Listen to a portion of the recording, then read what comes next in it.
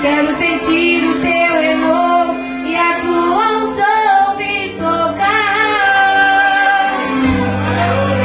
Faz de mim, Senhor, um vaso de valor.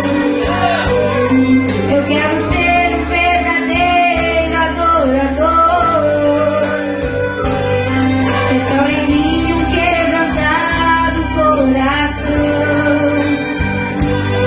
Quero sentir o gosto da tua unção. Levantar as minhas mãos e adorar-te e exaltar, Senhor. E para sempre em tua presença eu quero estar. Faz de mim, Senhor, um vaso de valor. Eu quero ser um verdadeiro adorador. Restaura em mim o quebrantado coração. Quero sentir o gosto da tua unção. Levantar as minhas mãos, adorar-te e exaltar, Senhor. E para sempre em tua presença eu quero estar. Disseram pra você, não vai dar certo.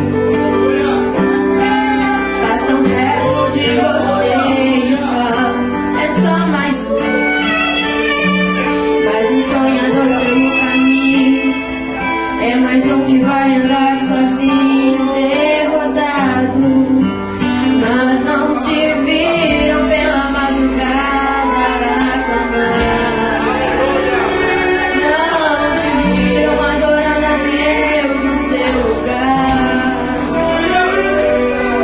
Duvidaram das promessas do Senhor na sua vida.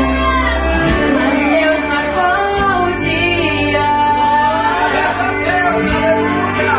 Você vai entrar.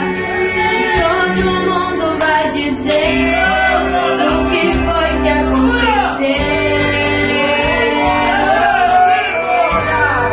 Nem parece aquele crente que não quer dizer a gente.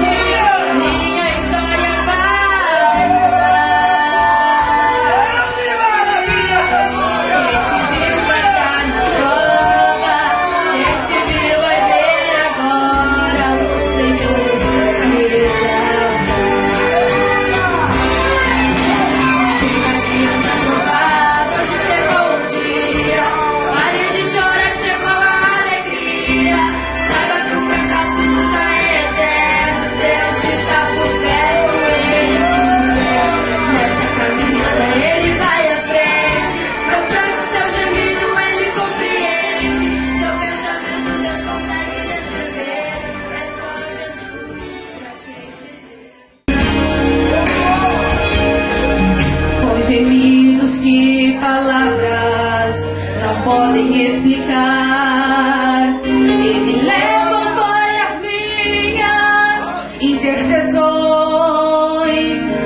Quando dobro os meus joelhos em meio às tribulações, Ele ouve o gemido do meu coração. Ó Jesus, a ti confesso, não dá pra viver sem sentir a sua presença no meu ser.